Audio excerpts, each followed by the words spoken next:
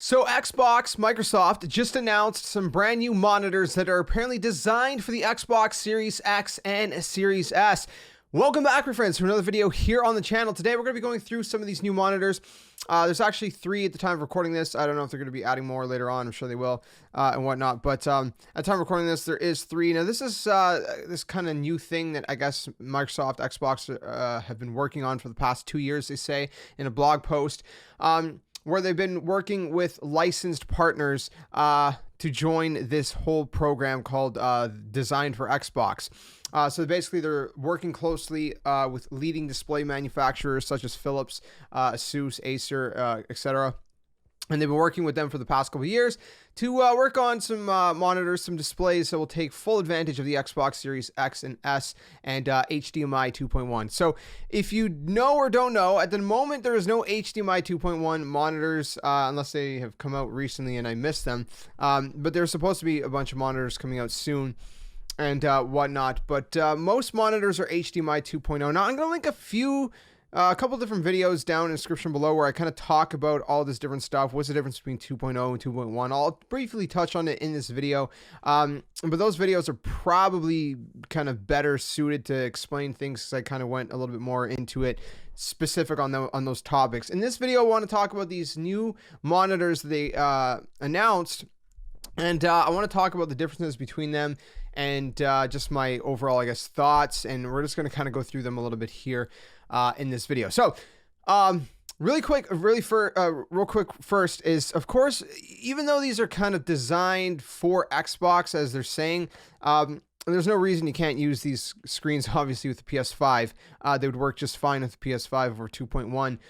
The fact of the matter is that Microsoft specifically worked with these manufacturers as a licensed kind of partnership to work on making these monitors run best with the Xbox Series X, but there's no reason they won't work fine with the PS5. So this should work great with the PS5 and all that good stuff. So we're going to go through them one at a time. The first one is the Philips Momentum 55.9 M1 RYV. Now this is a 55-inch monitor, which is a quite large of a display for a quote-unquote monitor. Most monitors usually are sitting around the the 20 to maybe 30 something inch range. But once you get into the 50 range, you're kind of looking more at a monitor that's not a monitor, but it's a TV. But they're calling it a monitor, or at least displays.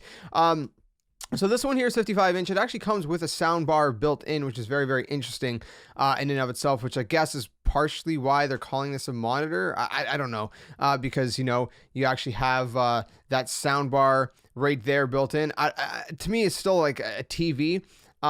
Again, there's different parts of this blog post is saying monitors and different parts are saying display. But as far as this one goes, unfortunately, the product page is not up as of recording this, but they kind of detailed the price and stuff, a little bit of the specs in the Xbox blog post, but not entirely. So we do know that it's 4K, it's 120 hertz, it supports, or it's powered by AMD FreeSync Premium Pro technology to reduce screen tearing. It also introduces a new dedicated Xbox picture mode. So see, this is where the kind of partnership kind of kicks in, where you actually have a mode that is going to be that you can choose for kind of the best utilization of this display with specifically the Xbox. But again, assumingly that mode I would assume would probably work good with the PS5 as well. I'm not sure why wouldn't. Beyond that, players can enjoy a high contrast HDR with the VESA certified display HDR 1000. So HDR comes in different kind of numbers, right? So the 1000 range is kind of where I would say that's kind of where it begins to kind of be justified. Anything below that, I think is kind of like, it's kind of like cheap HDR where you're not going to really get the full experience. Even at 1000, 1000 is kind of like, I would say, the bottom line to really get the full kind of experience of HDR. In my opinion, anything less that from what my experience kind of looks like trash underneath that. So 1000 is good. So just to kind of give you guys a quick explanation on that. It goes 400, 500, 600, 1000, 1400, then there's 400 true black and 500 true black. So obviously 500 true black being, the best of all of them because it has the richest, darkest blacks and the brightest whites. So the 1000 means it has a peak luminance of 1000 CD/M2. So Yeah, again, that's just kind of my opinion. Some people might disagree, but I personally, from my experience, under 1,000 HDR doesn't look great. So 1,000, pretty solid. Beyond that, the price is going to be $1,599.99 USD, basically $1,600 USD. If you're looking at that price in Canadian, that's going to be over around $2,000, just over $2,000. So pretty good. I mean, it's a pretty big display. Obviously. 55 inch. I mean, I don't know if you have the desk space for that. That might not be something that you want to put on your desk unless you actually have room on your desk. It might be something you want to actually, kind of stick in a home entertainment unit or something. Again, it depends what kind of setup you have. Moving on from that, we have the Asus Strix Xbox Edition gaming monitor. Again, there's the specific Xbox partnership, kicking in right there. And this one is 43 inches, so a little bit smaller. About 12 inches smaller than the last one, that's a whole foot smaller. So this one would definitely fit a lot better on a desk than the 55. 43 still, fairly large. But anyway, so we got 43. It has 4K Ultra HD visuals.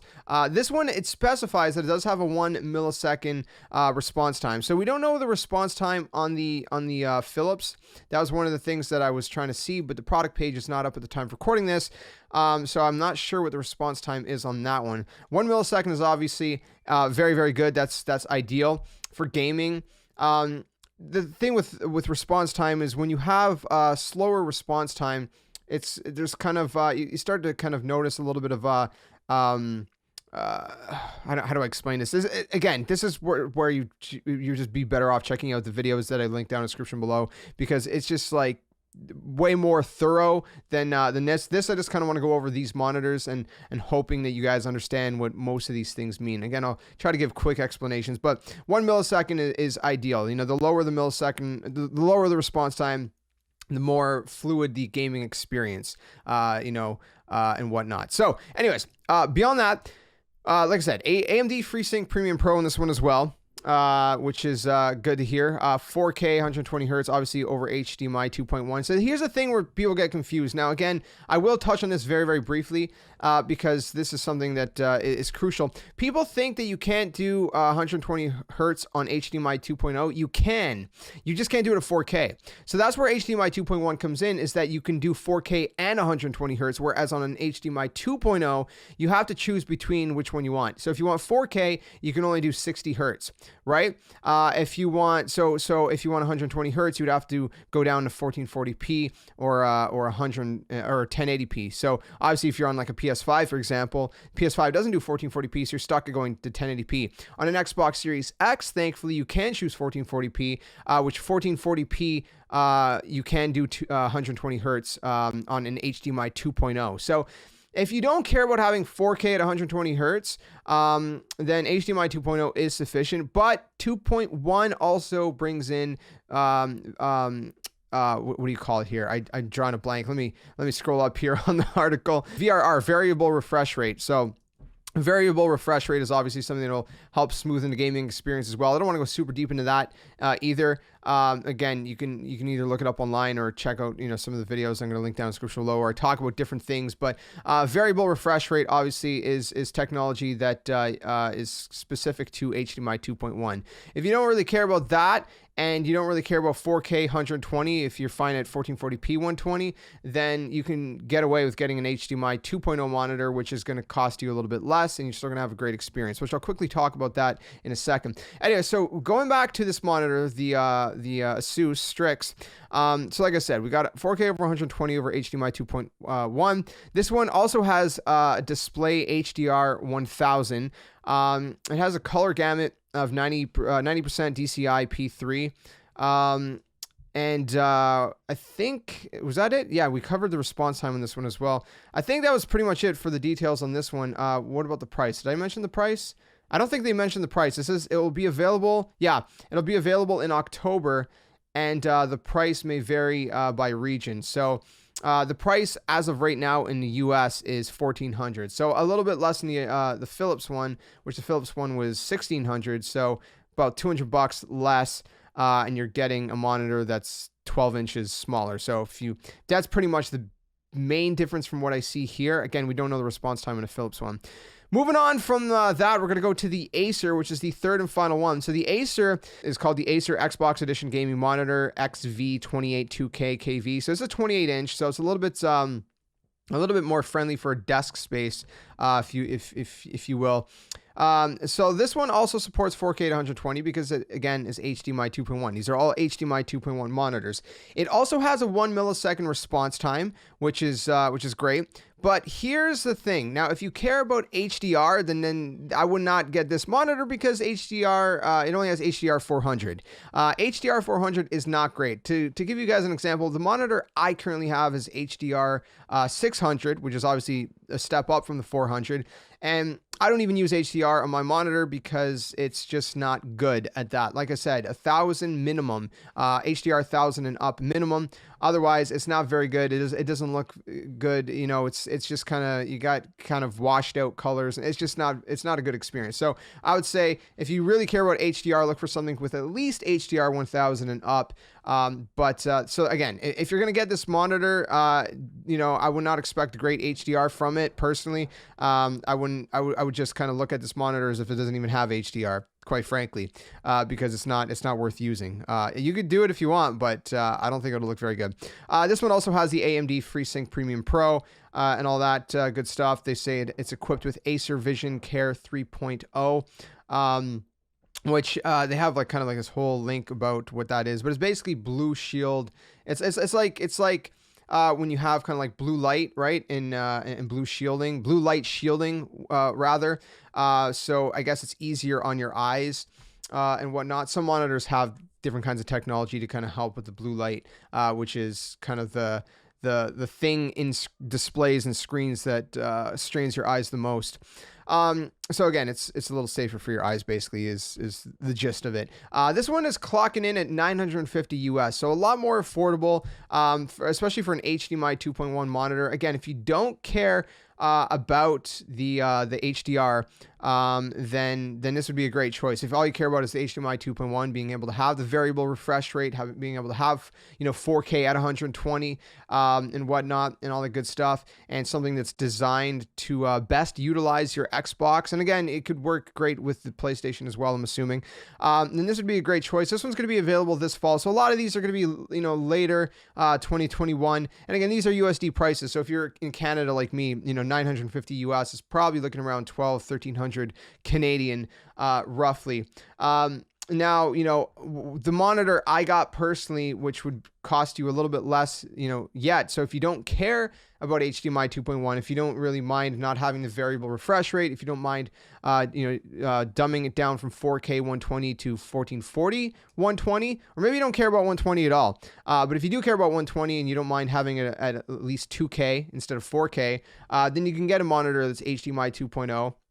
Like mine, and that's where I would recommend highly the LG GN950. You can find a link down in the description below for that. That's the monitor I'm using. It's great. It's beautiful. It has rich colors.